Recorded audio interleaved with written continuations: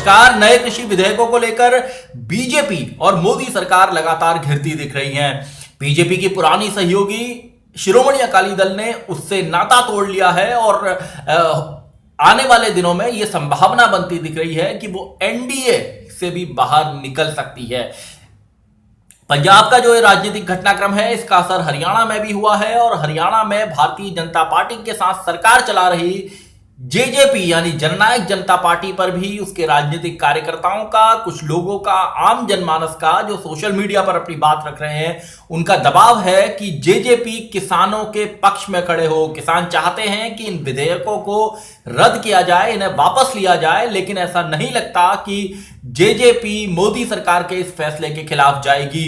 हालांकि अगर आंदोलन तेज होता है, दबाव ज्यादा बढ़ता है, तो हो सकता है कि दुष्यंत चौटाला जो उप मुख्यमंत्री है हरियाणा की सरकार में, वो कोई बड़ा फैसला भी ले सकते हैं।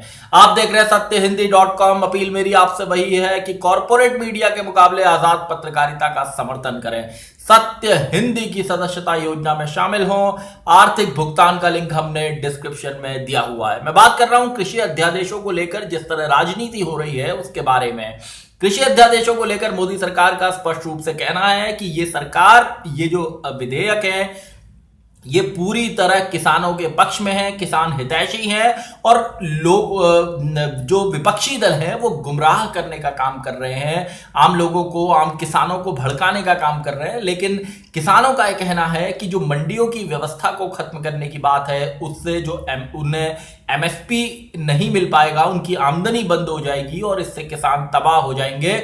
और हरियाणा और पंजाब के अंदर इसको लेकर बड़े पैमाने पर किसान आंदोलित हैं। ये आग तब और ज्यादा भड़की किसानों के आंदोलन की जब 10 सितंबर को किसानों ने कुरुक्षेत्र में पीपली नेशनल हाईवे के पास जाम लगा दिया था और पुलिस कर्मियों से उनकी भिड़ंत हुई थी। पुलिस कर्मियों ने उन्हें पीटा था। इसके फोटो और वीडियो सोशल मीडिया पर वायरल हुए थे और मोदी सरकार के खिलाफ कई विपक्षी दलों ने हमला बोला था कि वो अन्नदाताओं पर लाठी बरसा रही है, क्योंकि हरियाणा में बीजेपी की, जेजेपी की सरकार है। तो इसको लेकर जब राजनीति बढ़ी, जब जून में मोदी सरकार ने कहा था कि वो संसद के मॉनसून सत्र में इन विधेयकों को लेकर आएगी, तो उसके बाद पंजाब और हरियाणा के अंदर किसान संगठन रणनीति बनाने लगे थे। शिरोमणि अकाली दल के अंदर भी इस बात को लेकर गहन चर्चा थी कि किसान संगठन चूंकि इसके विरोध में है, वहां की कांग्रेसी सरकार, मुख्यमंत्री अमरिंदर सिंह इसके पूरे विरोध में है, आम आदमी पार्टी इसके विरोध में है, किसान संगठन इसका खुलकर विरोध कर रहे हैं। ऐसे में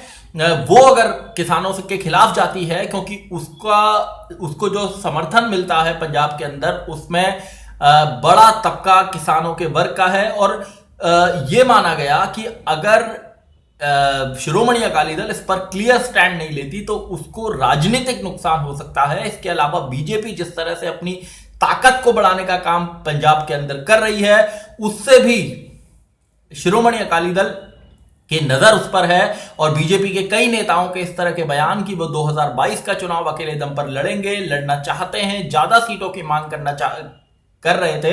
इसको लेकर शिरोमणि अकाली दल लगातार इस बात को पर नजर रख रही थी कि बीजेपी की जो बढ़ती हुई ताकत है वो उसके सियासी वजूद के लिए, राजनीतिक वजूद के लिए खतरा पैदा कर सकती है। इसके अलावा बीजेपी वहां पर शिरोमणि अकाली दल के बागी नेता सुखदेव सिंह ढींढसा से भी नजदीकियां बढ़ा रही थी और इस पर सुखबीर सिंह बादल की नजर थी और एक कोई रास्ता ऐसा चाहिए था जिसमें वो बीजेपी के साथ संबंध तोड़ सकें और ये कृषि विधेयक के रूप में निकला है।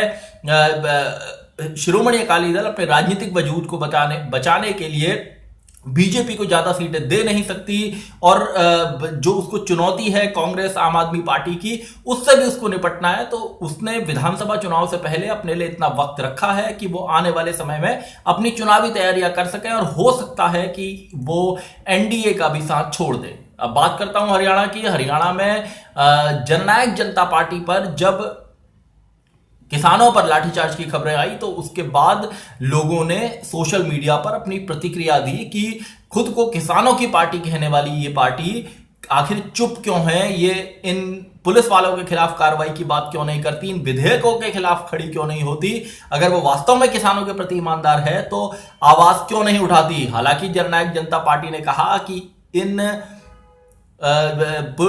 पुलिस कर्मियों ने जो लाठीचार्ज किया किसानों पर वो पूरी तरह गलत है, लेकिन उसने इन विधेयकों को किसानों के लिए हितैषी बताया, किसानों के पक्ष में बताया। इससे उनके समर्थक भी नाराज हैं। जननायक जनता पार्टी में अंदर भी थोड़ा बहुत झगड़ा चल रहा है, कुछ विधायक वहां पर नाराज बताए जाते हैं और उन्होंने खुलकर भी अपनी बात रखी है। इसके अलावा कांग्रेस, इंडियन नेशनल लोकदल ने भी हमलावर रुख अपनाया है जेजेपी के खिलाफ और कहा है कि वो अगर किसानों की हितैषी है तो बीजेपी से अपना नाता तोड़े, अपना गठबंधन तोड़े।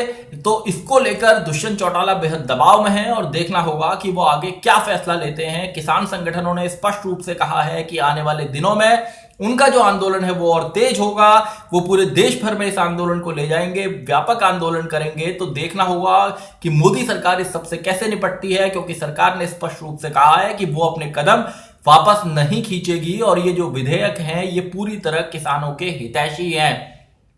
तो बीजेपी का साथ क्या जिस तरह शिरोमणि अकाली दल ने छोड़ा उस तरह दुष्यंत चौटाला भी छोड़ेंगे, जेजेपी भी छोड़ेगी। और अगर वहां जेजेपी साथ छोड़ती है तो वहां की बीजेपी सरकार, मनोहर लाल खट्टर सरकार का गिरना लगभग तय है। तो क्या उसके बाद जननायक जनता पार्टी कांग्रेस के साथ मिलकर सरकार बनाएगी? और पंजाब की राजनीति का जैसे मैंने आपको हाल बताया कि वहां पर क्या कोई नया गठबंधन बनेगा या शिरोमणि अकाली दल अकेले जाकर चुनाव लड़ेगी, तो यह भी एक देखने वाली बात होगी। और हरियाणा की राजनीति में भी अगर जेजेपी समर्थन वापस ले लेती है तो क्या कोई नए सियासी समीकरण बनते हैं?